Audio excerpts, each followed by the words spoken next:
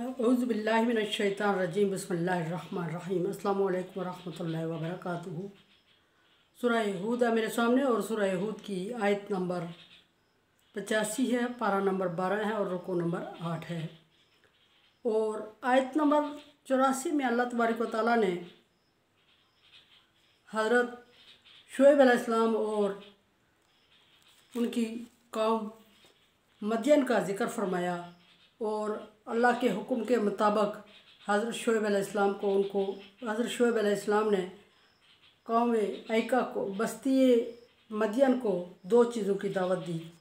Number एक ये कि तौहीद बारी ताला यानी अल्लाह वहदहू ला शरीक की इबादत करें और उसके अलावा किसी की इबादत ना करें। और नंबर दो जो चीज़ आ रही थी वो मामलात की दावत दी। और मामलात ये थे कि शुएब अलैहिस्सलाम की कौम में जो बुराई पाई जाती थी वो नाप तोल में कमी बेशी थी और शुएब अलैहिस्सलाम ने नाप तोल में कमी बेशी से उन्हें मना किया। और दूसरी बुराई चोरी डकैती और राज़ानी थी। शुएब अलैहिस्सलाम ने उन्हें इस चीज़ से रोका था। अब आयत नंबर 85 में देखते हैं कि शुएब अलैहिस्सलाम ने क्या फरमाया। दूसरी बात तीसरी फरमा रहे हैं। पहले फरमाया आयत नंबर 84 में कि नाप तोल पूरा पूरा करो और मैं डरता हूँ तुम पर अजाब ना नाज़िल हो जाए इस वजह से। और यहाँ फरमा रहे हैं कि या कौमी आफल मिक्याल वल मीज़ान बिलक़िस्त। बात एक ही है कि नाप तोल पूरा पूरा करें। यहाँ फरमाया कि नाप तोल में इंसाफ किया करो यानी पूरा पूरा नाप तोल दिया करो, उसमें कमी बेशी ना किया करो। ला तबख़सुन नास अशियाअहुम, लोगों की चीज़ों को जब वापस करते हो तो उसमें कमी बेशी, और उसमें कमी ना बेशी तो नहीं करते थे, वो कमी ही करते थे, उसमें कमी ना किया करो। ये अल्लाह तबारक व तआला के अहकामात के ख़िलाफ़ है और अल्लाह तबारक व तआला इस चीज़ को नापसंद करता है। और ये माल जो तुम अपने माल में मिला रहे हो ये माल अब हराम है और इसकी वजह से जो तुम्हारा हलाल माल होता है वो भी हराम हो जाता है। इसलिए इस बुराई से रोकने का हुक्म दिया। और फरमाया कि वला तीसरी बात जो चौथी फरमाइश शुएब अलैहिस्सलाम ने अपनी कौम से फरमाया कि ला तासाउ फिल अर्ज़ि मुफ़सिदीन, और ज़मीन में फितना फसाद मत करो फैलाओ। और फितना फसाद चोरी डकैती राज़ानी की सूरत में फितना फसाद था और ये चीज़ें शुएब अलैहिस्सलाम की कौम में बहुत पाई जाती थी, जिसकी वजह से शुएब अलैहिस्सलाम को भेजा गया। और शुएब अलैहिस्सलाम ने तबलीग के बाद नाकामी के आसार देखते हुए उन्हें फरमाया कि मैं डर रहा हूँ कि अल्लाह तबारक व तआला नाफरमानी की वजह से तुम पर अजाब नाज़िल ना फरमा दे। फिर अगली बात जो शुएब अलैहिस्सलाम ने उनको नसीहत फरमाई वो ये थी, बुक़ियतुल्लाहि खैरुल लकुम, जो अल्लाह तबारक व तआला ने तुम्हें माल दिया है और जो हमेशा रहने के लिए दिया है, बाकी रहने के लिए दिया है, वो तुम्हारे लिए अच्छा है। हमेशा और बाकी रहने वाला माल कौन सा था? वो माल जो हराम से मिलाया जाता है वो मिट जाता है, ख़त्म हो जाता है, निकल जाता है, जिस तरह आता है उसी तरह चला भी जाता है। लेकिन बदबख्ती उससे भी बड़ी ये होती है कि वो अपने साथ हलाल के माल को भी साथ ज़ाया कर देता है, ख़ुद तो ज़ाया होता ही है। लेकिन जो हलाल का माल होता है वो उसमें अल्लाह तबारक व तआला बरकत डालते हैं और वो हमेशा के लिए कायम रहता है। और इंसान को हलाल की वजह से अगर वह हलाल कमा रहा तो फ़क्र फाका की नौबत नहीं आती। हदीस शरीफ में नबी सल्लल्लाहु अलैहि वसल्लम ने फरमाया, मा आला मन इक्तसदा, जो मियाना रवी करता है वो कभी तंगदस्त नहीं होता। सोच रहे होंगे कि यहाँ मियाना रवी का जिक्र कहाँ से आ गया। मियाना रवी का जिक्र इसलिए आ गया कि माल को खर्च करने में अगर मियाना रवी इख्तियार करने का हुक्म दिया गया है तो माल हासिल करने के लिए भी मियाना रवी यानी अल्लाह तबारक व तआला के बताए हुए रास्ते के मुताबिक इख्तियार करना और कम पे इक्तफ़ा करना और अल्लाह तबारक व तआला से बरकत की दुआ मांगना होता है। और ये नहीं होता कि नाजायज़ को जायज़ में मिला के हम ज़्यादा करने की कोशिश में जो जायज़ होता है उससे भी हाथ धो बैठे। इसलिए फरमाया कि बुक़ियतुल्लाहि खैरुल लकुम इन कुंतुम मोमिनीन, अगर तुम मोमिन हो तो फिर जो अल्लाह तबारक व तआला की तरफ से जायज़ और हलाल रास्ता बताया गया है या जो तुम्हें माल दिया गया वो तुम्हारे लिए काफ़ी है। अब यहाँ जो अगर तुम मोमिन हो के लफ्ज़ इस्तेमाल हुआ है, ये सारी पाबंदियाँ तभी होती हैं जब इंसान अल्लाह तबारक व तआला पर ईमान लाता है, उसके भेजे हुए पैगंबर को की पैरवी करता है, उसकी बात उसके ताबे होता है। तो अगर एक बंदा अल्लाह तबारक व तआला के भेजे हुए दीन को नहीं मान रहा है और वो पैगंबर के ताबे नहीं है, वक्त के जो पैगंबर है उस वक्त के पैगंबर के ताबे नहीं है, तो फिर वो इस चीज़ का भी पाबंद नहीं है कि वो अहकामात इलाहिया का पर अमल करे।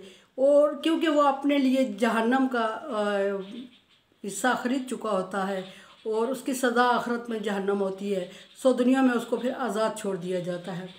इस कोई भी मज़हब हो, इस्लाम आखिरी और हमेशा रहने वाला मज़हब है, इसकी बात कर रही हूँ मैं। लेकिन कोई भी मज़हब हो, कोई भी मज़हब हो, उसको इख्तियार करने के बाद उसके रूल्स और लॉ का पाबंद होता है इंसान। अगर उसको इख्तियार ना करे, एक बंदा इस्लाम कबूल ही नहीं करता और वो मुस्लिम सोसाइटी में अगर रहता है तो उसको मामलात में तो किसी हद तक पाबंद किया जाएगा कि वो मुसलमानों के साथ किस तरह के मामलात में किस तरह के मामलात रखे, किसी हद तक पाबंद किया जा सकता है। लेकिन टोटल इसको दीन इस्लाम के उसूलों के मुताबिक ज़िंदगी गुजारने पे मजबूर नहीं किया जा सकता, क्योंकि उसका मज़हब जो नहीं है। यहाँ भी फरमाया कि इनकुन तुम मोमिनीन, अगर तुम मोमिन हो तो जो जायज़ और हलाल है तुम्हारे लिए वो वही इख्तियार करो। यहाँ इस आयत की तफसीर में हुज़ूर सल्लल्लाहु अलैहि वसल्लम की एक कौल नकल फरमाया और साहबी लिखते हैं कि माविया के साथ कोई बंदा भेजा गया हुज़ूर सल्लल्लाहु अलैहि वसल्लम के पास और वो अर्ज़ ये कर रहा था कि नबी सल्लल्लाहु अलैहि वसल्लम के पास उनके कादी मौजूद थे, तो वो माविया को ले आया, हज़रत माविया को ले आया, इसलिए कि नबी सल्लल्लाहु अलैहि वसल्लम की और उसकी जान पहचान थी। और उसने माविया से कहा कि आप नबी सल्लल्लाहु अलैहि वसल्लम से बात करें कि हमारे जो लोग उन्होंने कैद कर रखे हैं वो मुजरिम नहीं हैं और वो इस्लाम भी ले आएंगे और वो हमारे लोगों को छोड़ दें। तो जब नबी सल्लल्लाहु अलैहि वसल्लम के पास हज़रत माविया लेके पहुँचे उन्हें, तो उन्होंने नबी सल्लल्लाहु अलैहि वसल्लम से अर्ज़ की कि या रसूलल्लाह, आप लोगों को तो हुक्म देते हैं लेकिन ख़ुद उस पर अमल नहीं करते।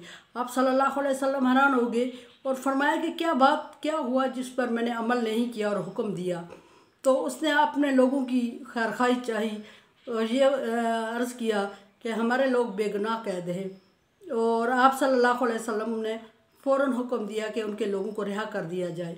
और फिर फरमाया कि मैं नहीं समझता कि जो बात मैं कहूँ लोगों से वो लोग करें और मैं ख़ुद ना करूँ, ऐसा नहीं है। फिर आप सल्लल्लाहु अलैहि वसल्लम ने उन लोगों को फ़ौरन रिहा करने का हुक्म दिया। एक और हदीस में आता है कि उस वक्त नबी सल्लल्लाहु अलैहि वसल्लम मिंबर पे खड़े थे और वो बंदा जो माविया के साथ आया था उसने मिंबर पे आप सल्लल्लाहु अलैहि वसल्लम को मुखातब करते हुए ये बात कह दी और आपने मिंबर पे होते हुए ही उससे रिहाई का हुक्म दे दिया।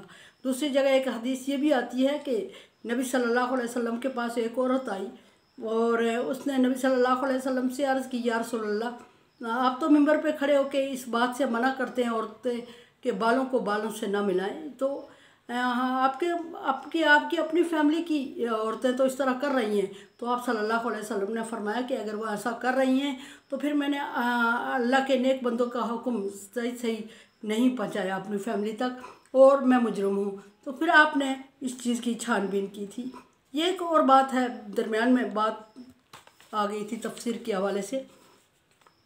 लेकिन यहाँ जो असल बात चल रही है वो नाप तोल में कमी बेशी, चोरी और डकैती और राजधानी की चल रही है।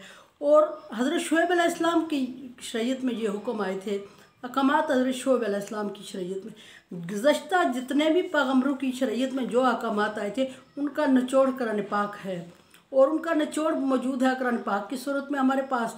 हम ये नहीं कहते कि ये पिछले पैगम्बरों की बातें हैं और हम इनको फॉलो नहीं कर रहे, बल्कि ऐसा है कि अगर जो पिछली किताबों में या सहीफ़ों में बातें नाज़िल हुई वो अगर कुरान पाक में अगर वो रिपीट कर दी गई हैं तो वो और डन हो गया है कि वो पक्की हैं और उस पर अमल किया जाए।